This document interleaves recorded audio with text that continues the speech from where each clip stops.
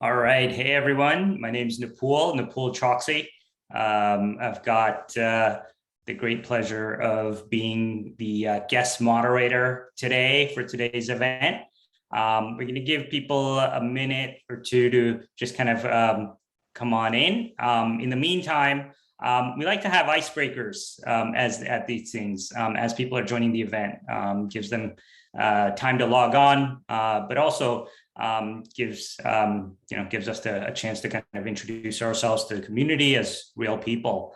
And so one thing I was thinking was what's your big upcoming trip that you're looking forward to? I'll ask you that, Martin, and just kind of let us know while he's doing that. Those of you in the audience, just kind of type your answer in. I'd love to see some of the exciting things everyone's looking forward to, especially given the long weekend that's coming up. Martin? Well, my upcoming trip is none at the moment. I have turned down a number of trips. We had some travel planned tied into some of the work that I'm doing in London, but that now, of course, has fallen off the agenda. We had a couple of business trips to speak with clients, and they have subsequently been rescheduled.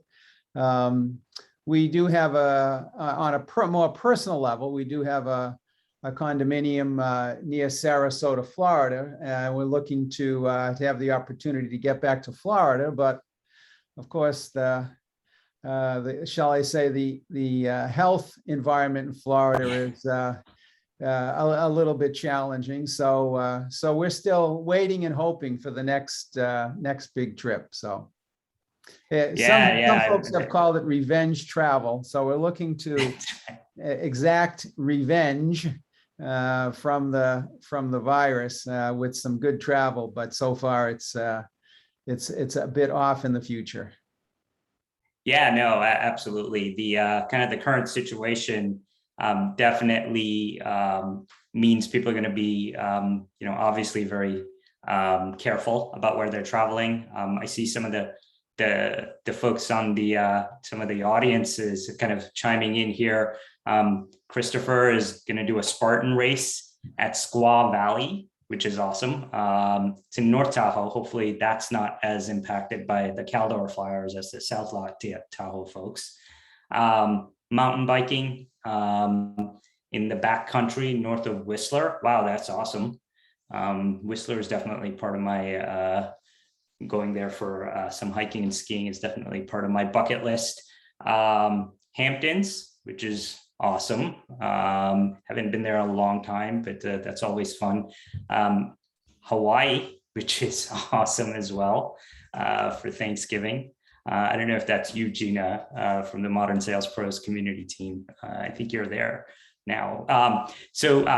And for me, it's funny, we live in the Bay Area, and we're actually for the long weekend planning on going to San Jose. The number one reason for that is my in-laws are there, and we've got a 4-year-old. So we make it a rule never to turn down free babysitting. That's going to be a nice, relaxing weekend for us. So anyway, why don't we get started? And so for those of you who don't know, today's event is hosted by the team at the Modern Sales Pros. For those of you not familiar, Modern Sales Pros is the largest revenue and sales leadership community in the world. We've got over 20,000 members and growing every day. We like to foster a culture of sharing amongst the members in a variety of different ways, including live sessions like the one that you're part of today.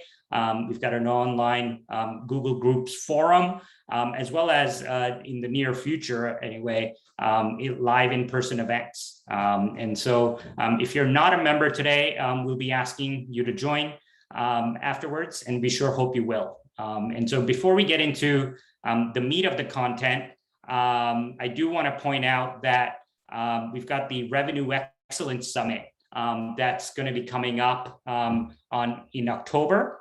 October 12th through the 14th, more specifically, where we're going to be talking about everything related to people, process, and technology that revenue leader needs in order to be ready, get ready for 2022. And so with that, I'll stop talking about MSP and introduce our sponsor, Vericent, without whom today's session would not have been possible. So I'm going to turn it over to Martin just to say a few words about himself as well as Vericent. So thanks, Nepal. First on Vericent. Vericent is providing sales performance management tools and capabilities to our clients. We think quite simply around plan, operate, and pay.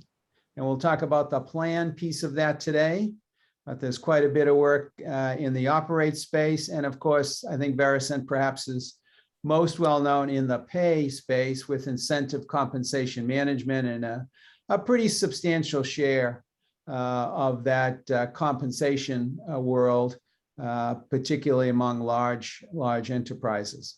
And really focusing on the technology and the software needed to deliver those services and those capabilities, and to be able to help our clients transform their operation and be able to embed the new technology in their transformed processes.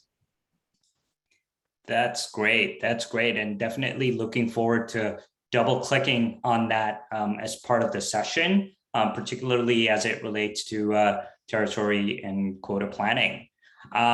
Before we dive in and into the agenda, just a little bit of a quick housekeeping. We're gonna the event is going to be recorded. I know one out of two people generally asks at these things whether we're going to make this available. So yes, you're going to be able to access the recording as well as the key takeaways for this event, as well as any other previous event that we've done on the MSP website. The other piece here is, this event, is not going to be successful unless we all share. And so we thrive on your questions. And so, if you have any questions for Martin or myself, just use the Q&A function and we'll be sure to get to them. If not during the event, at the end of the event as well, in a special kind of Q&A section. And so today we're going to be covering, we're going to be talking about kind of the first principles for territory and quota planning. And so, you can see kind of the agenda here. So why don't we just dive right in? Just from a starting point perspective, when you think about good territory design, can you talk a little bit, Martin, about what are the top 3 to 5 things that you should be considering from a market or territory standpoint so that you're optimizing your territory design? Yeah, so really good territory design begins before designing the territories. Really need to begin by focusing on customer segments, understanding those customer segments, understanding the coverage models that you may wish to deploy, and understanding the economics of those coverage models. That's going to differ quite a bit if we're thinking about a business-to-business organization versus a business-to-consumer organization. But in the business-to-business space, segmentation quite often is around both the size of the enterprise that the client is a part of, as well as the industry in which the client participates. Industry knowledge, industry familiarity, industry insight is critically important on the part of sellers. So being able to organize clients and territories along an industry dimension is important, but also by size.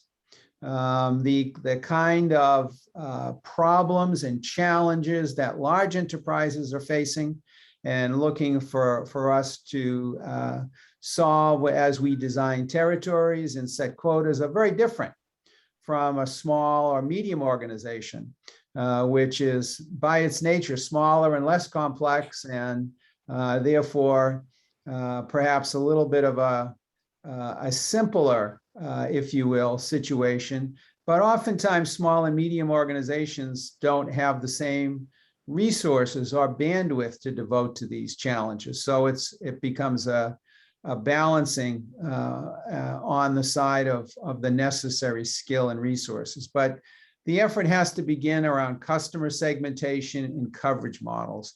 And once we're clear on how we want to cover customers, whether it's in person, face-to-face, whether it's through call centers, or whether it's with any one of a number of business partners, we need to be able to outline all that in some detail, and then begin to think about how we design territories. Yeah, no, that's fascinating. So you talked a little bit earlier about how small and medium businesses have different attributes. Can you talk a little bit about what some examples of those? I think that would definitely be very interesting to dive into. Yeah, so it's quite interesting. There are some dramatic differences in territory and quota planning between business to business organizations and business to consumer organizations. But when we look across organizations by enterprise size, you're right, there's more or less complexity, or more or less, if you will, a little bit simpler situations. But by and large, there are a great deal of similarities, except for one, and that is the presence of named accounts. Large national named accounts tend to be much more important for large enterprises. They are large, so they have the ability to serve in a large way at scale other large organizations. So the role and the prominence of sales teams, selling teams that have a single large national account as their territory is somewhat more important than for small and medium businesses, where large accounts are important. Every business is built around, even the smallest organization is generally built around a few large customers where special attention is required. But it's a very different situation than with respect to a large enterprise. So if we hold the national account, the named accounts aside for a moment in terms of how we set territories, the deployment of sales resources by industry or by geography looks pretty similar. Mm-hmm. And there are a great deal of similarities likewise from a quota setting perspective. So by enterprise size, there are a larger number of similarities than differences, which is, I think, interesting in and of itself. Yeah, absolutely. I wouldn't have, that almost seemed a little bit counterintuitive, right? It surprised us a bit. We recently completed a survey among 600 sales leaders in the US. And when we group them by enterprise size, we don't see very large differences across that dimension, except for the large account, the national account difference. Right. So you and I were earlier talking about how you actually evaluate your current TQP, or territory and quota plan, if you will. Can you kind of talk a little bit about how you think about that? So I think about it along two dimensions. First, from a CFO dimension, imagine you're talking to whether as a sales leader you report to the CFO or not. The CFO is very interested in the performance of the sellers, because for virtually every organization, the sales organization represents a substantial investment, a substantial area of spending for most organizations. So as CFOs are making capital allocation decisions, whether to build a new research lab or invest in a new product or invest in marketing or sales, these are big ticket items. And so chief financial officers are very interested in the effectiveness and the productivity of a sales organization. So the evaluation from a finance perspective begins, of course, with sales, reaching a target, achieving targets, achieving goals that are consistent with what the organization wants to achieve. But then backing up from there, kind of thinking about the journey metrics to get to that end result, the productivity of sellers, the productivity of different groups of sellers, whether they're specialists, support specialists, or whether they're client account executives. And then how that might differ by sales territory, whether it's industry or geography or national account. And then from there, the skill, the tenure, the capability, and what is the training and the investment that's being made in the talent. This is largely comes down to talent. Now, from a sales leader's perspective, it is similar, although sales leaders, of course, are looking at their territories and evaluating their territories based upon their ability to achieve their sales goals and their ability of their sellers to be effective in building and managing relationships with clients. And so being able to understand territory by territory where that effectiveness is and where the sellers are most productive and most effective. Right, right. And so I would imagine it's quite a balancing act, right? In terms of looking at the sales-oriented metrics versus the finance-oriented metrics when it comes to evaluating whether you've got the right mix here. It is. You know, you could make that statement about a lot of dimensions of life. Life is about achieving balance, you know, the yin and the yang, if you will. And you're right, being able to balance the need to invest in building client relationships. These building relationships take time. It doesn't happen quickly. We all have to get to know each other on a personal level and understand the needs of the client on the one hand. The client has to understand the skill and the capability that the supplier or the vendor has, whatever the case may be. So then that takes time, which means that's going to absorb some finance, some spending while that's happening. But then ultimately it has to be able to produce a productive sales result. And getting that balance right is at the heart of what we're trying to do here. Right. So now double clicking a little bit more into the actual plan itself.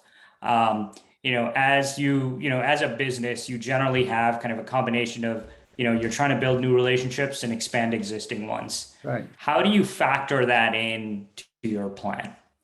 Well, before we go to new and existing customers, let me just mention one other dimension of evaluating the territory and quota plan, and that is the satisfaction that the sales leader feels he or she has at the end of the process. One of the findings that we have seen in our research is that only about a quarter of sales leaders go through a territory and quota planning process and feel as though they're satisfied with the outcome. So completely independent of, I shouldn't say completely independent, somewhat independent of the financial dimensions and of the selling and sales dimensions is the process, the quota plan, the territory and quota planning process itself. We invest a great deal of time and effort, and it could be months, weeks, months. It can take considerable time. And then at the end of the process, do we feel satisfied or not? And there are only about a quarter of the sales leaders that we have surveyed who feel as though they're very satisfied. So we've drilled down on this a bit. We can talk about some of the tools we have to do this. We have a tool called Simon.ai, which is a machine learning and artificial intelligence capability. And we see that there are different segments of sales leaders. But there are two of the segments that are most dissatisfied. One of those groups feels as though they're conflicted between being able to achieve the best balance between the seller's location and where clients are, so that we're managing travel expense and helping the seller to be productive because they're not devoting a lot of unproductive time to travel and such, and the need to be able to match the skill of the seller with the needs of the client. The best matches aren't always in the same locations. Now, as you were pointing out earlier, you as a client could be in the Bay Area, but the salesperson could be in Austin, Texas, let's say.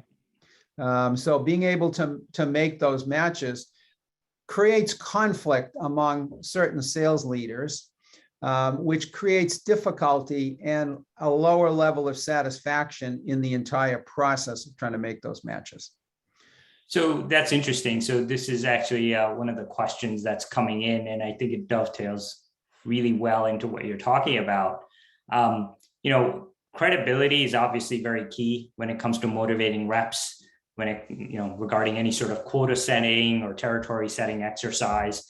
How do you, what are some best practices that you've observed in terms of kind of optimizing that alignment with the field teams, right? Yeah, so being able to, there are a couple of dimensions. One is being able to match the individual skills with the needs of the client, and being able to, on the other hand, find the sellers who are going to be the most effective and the most productive, right? As sales leaders, we want killers as sellers. We want to be able to drive and achieve our results because we're competitive and we want to win. And that's why sales leaders are in the roles that they're in. So being able to get the best sellers with the right set of skills matched with the client is the challenge.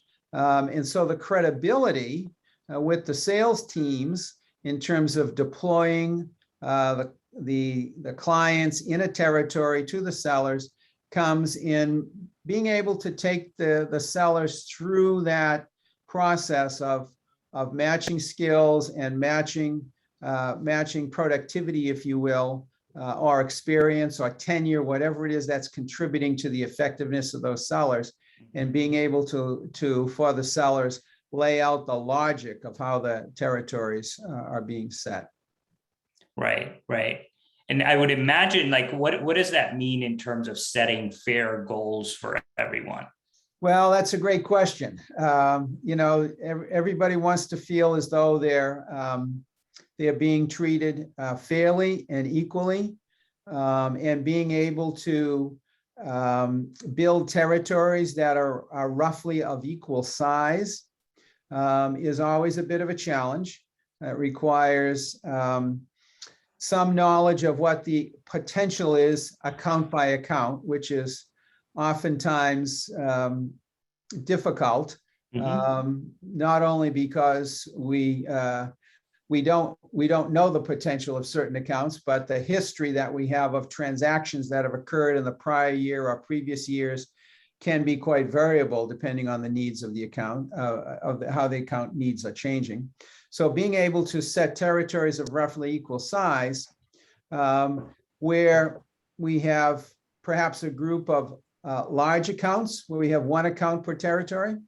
We might have a collection of half a dozen or a dozen of what we might term industry accounts, where there's a great deal of specialization needed. And then we might have a larger group of clients who might be in a geography account, and being able to build those accounts in a way that's balanced is a challenge. Now, I would say, and this I'm sure we'll talk a bit as we go along from a technology point of view, but the tools are beginning to improve to be able to do that in a way that's a little bit less onerous. That was one of the points I was on earlier with the dissatisfaction, right? It's so difficult to be able to achieve all of these balance points that we're focused on. We're beginning to see that there are some ways that it can be improved. Right. And so that makes sense from an alignment and a strategy standpoint. So let's kind of double click on the tools, right? To your point earlier, how should you be thinking about the tools and the technology to actually make this happen? Well, there are certainly a growing number of tools and capabilities. We, Vericent, have a territory and quota planning tool. There are others that are our good competitors in the market who likewise have tools. But increasingly, we're seeing that capabilities are available and are growing and can address many of the dissatisfiers that we were discussing earlier, not only around how territories are being set, but the problem of setting quotas as well, with a great deal of frequent change in quotas. One of the big challenges that users are facing here is how they manage their data.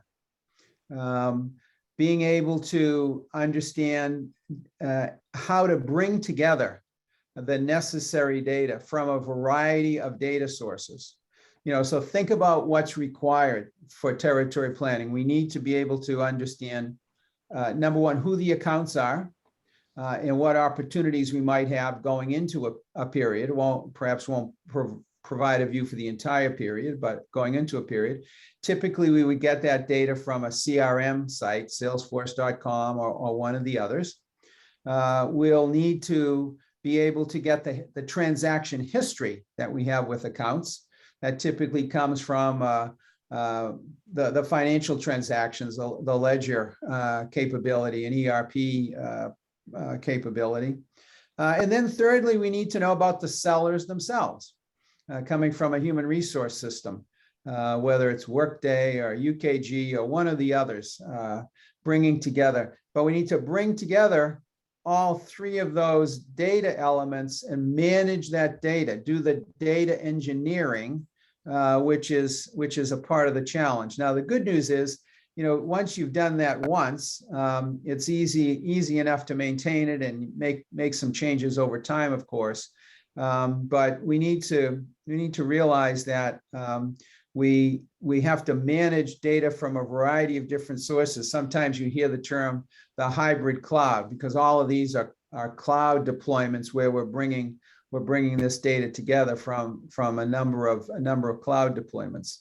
And then, of course, being able to do the analytics and being able to do it in an iterative fashion, because we're often, quite frequently, not satisfied with the first view that we get of the territories and have to go back and want to look at them again. And then, of course, business results become available, and that induces further change in the territory structure quite frequently. Right. Interesting. So we've got a bunch of questions here coming in. So one specifically about the data. When it comes to any sort of planning, right? You've always got a balance. Again, there's that balancing act of historical data versus kind of the theory, right? Yeah. So how do you factor that into the overall planning process? How do you set the right quota capacity to ensure that you're driving the right level of morale and success within the team? Yeah, so setting quotas can be a bit of a challenge. And the reason for that is we have a view from the bottom. That is, the sellers know their territories, the sales managers and sales leaders know the territories and know the accounts, and they know what the potential might be from year to year. And even among good, steady clients, the potential can change. You can imagine an account where they may have a quite large transaction one year, but not need to repeat that transaction for 2 or 3 years. Because you perhaps don't make the same large purchase year after year after year. It becomes a little bit infrequent. So you have to adjust those for those differences year by year. So having some good, deep, bottom-up knowledge is critical as we do this.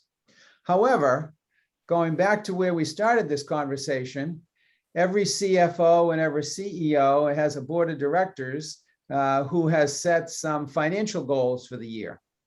And so there's a top-down process where there's a year-over-year revenue growth rate or revenue target to be achieved. So we need to be able to bring together the top-down and the bottom-up in a way that we can deliver those results. There are quite frequently, everybody who's participating will know quite frequently there are gaps between the two. And being able to solve and address those gaps is oftentimes shall I say, controversial part of the process. It engenders certain emotion in the process, and that's part of the challenge to be able to work through all that. But setting the appropriate quotas is important not only from a company or a corporate point of view and being able to achieve financial objectives. It's important from the sales leader's perspective, because that's how the sales leader, he or she, is going to succeed. And from the seller's perspective, because that's how the seller will get paid based on the quota that's being set and the ability to achieve that quota. Not every seller is going to achieve every quota, but being able to have a large enough proportion of sellers achieve their quotas, and then have the sellers be able to earn the level of compensation that they expect, or can otherwise earn in another opportunity, right? Because talent is there's a war for talent, so we want to make sure that we're competitive in compensation. So the quota setting is important from a seller's point of view as well. Right. And so interesting. So along those same veins, though, instead of just considering kind of the seller expertise, Chris had an interesting question here that we should dive into. How do you build a plan when you're trying to go up market and looking for bigger customers? Especially like if you're starting to just capture a space, You're not necessarily going to have the data or the insights around seller competence or customer segmentation attributes. Like, how do you address that? Yeah, so that gets back to the question you started to ask around new clients versus existing clients.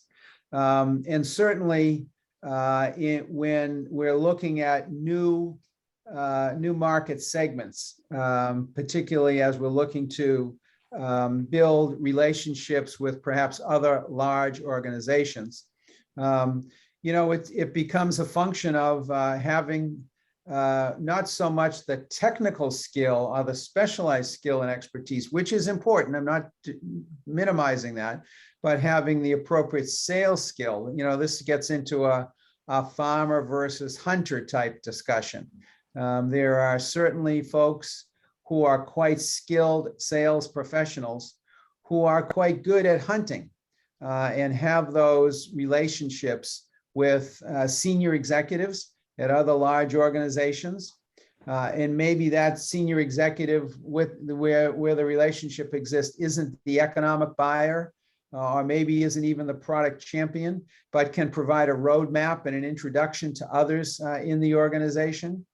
Being able to use those sales skills to build out a base of experience to test whether the product or the service that's being offered is appropriate for a larger enterprise size, or maybe a client in another geography or another industry. Being able to use those relationships and test what the reaction is, what the response is, what the problem statement is that we're hoping to be able to, that the client has, that we're hoping to be able to respond to.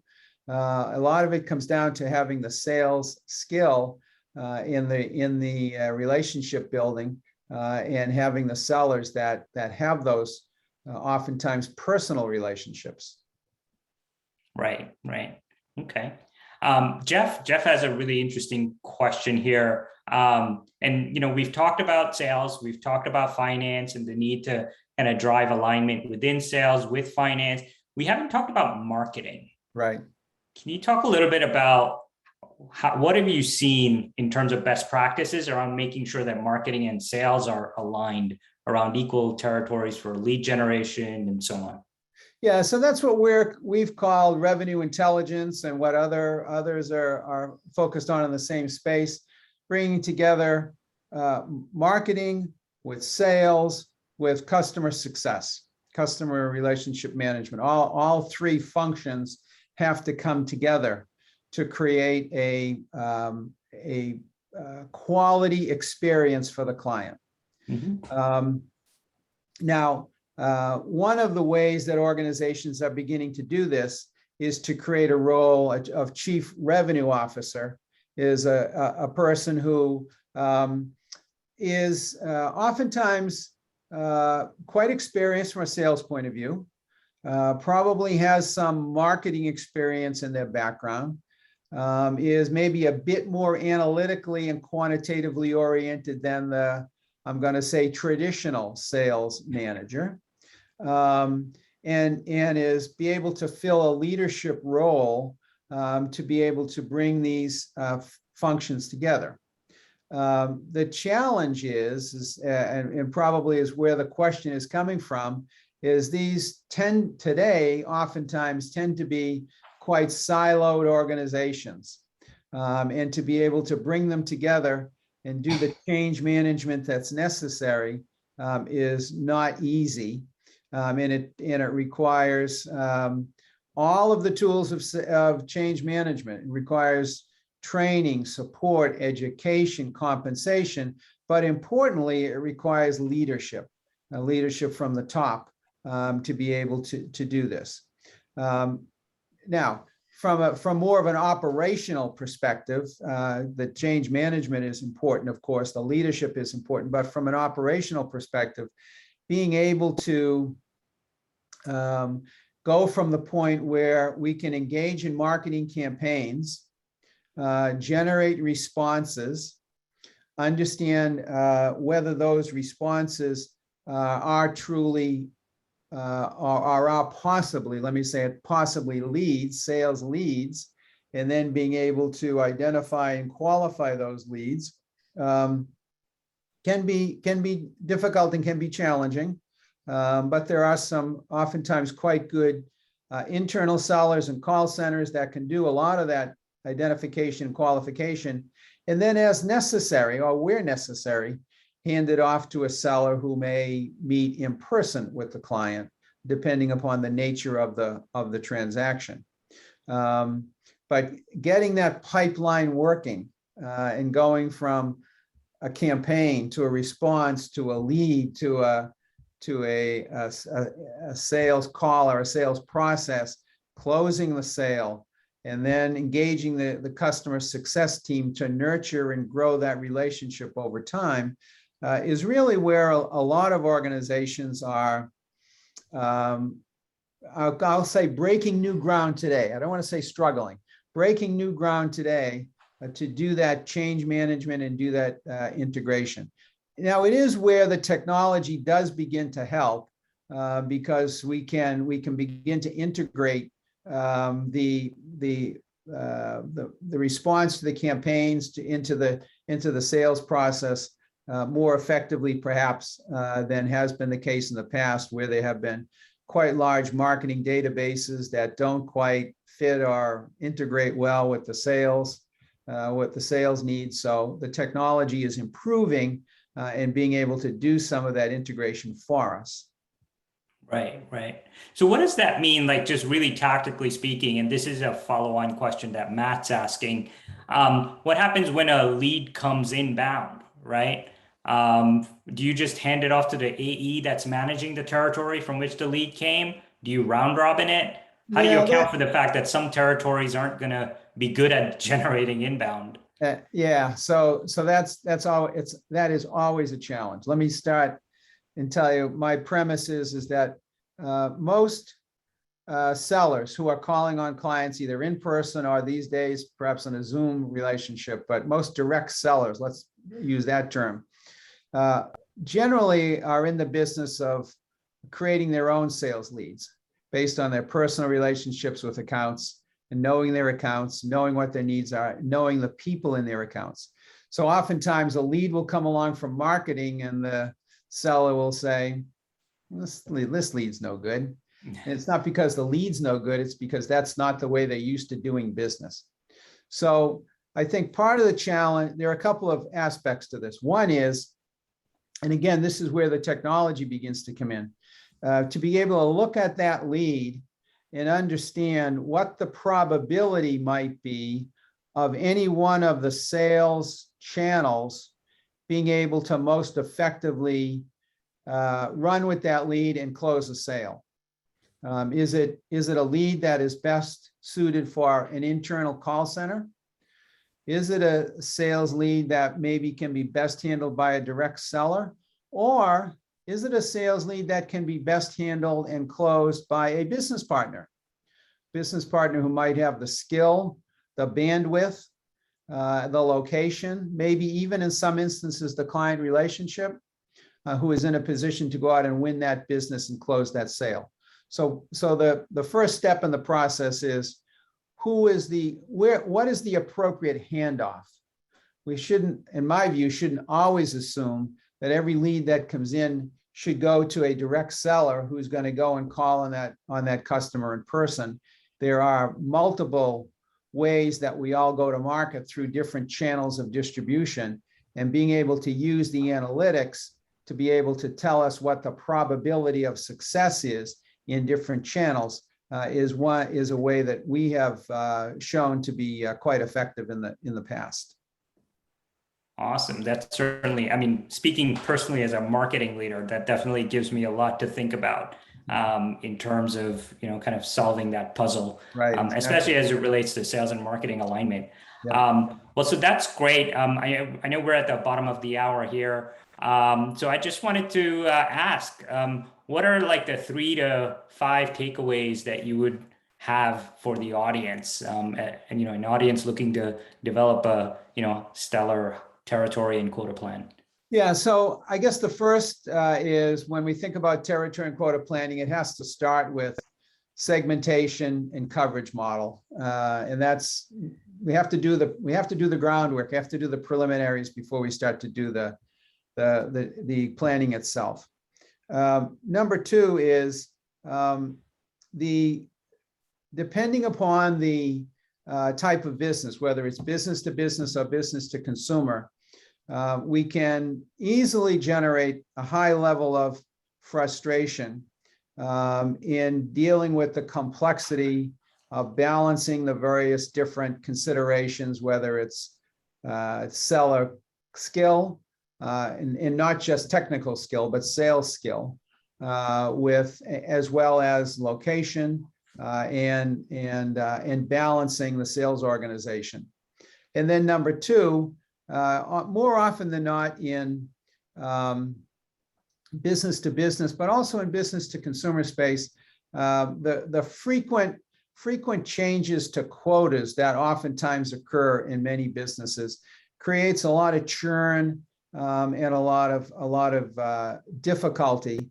So being able to manage the quota setting process and the need for any changes is another potential source of frustration. And then thirdly, as we referenced, the whole notion of revenue intelligence and the emergence and the growth of a more integrated view of the life cycle of a client relationship is another place where we're seeing some progress beginning to be made and some real benefits beginning to be realized by organizations that are successful with it. Awesome. Well, thank you, Martin. And thank you to Vericent, our sponsor. You guys are definitely doing some exciting stuff here when it comes to territory and quota design and planning. We're going to wrap things up, and thank everybody else. Thank you, everyone else, for attending. Loved having you here. As I said earlier, the recordings and the takeaways will be available on the MSP site shortly. And don't forget to check out our upcoming events, like the Revenue Summit in October. Stay safe, and we'll see you next time. Thanks.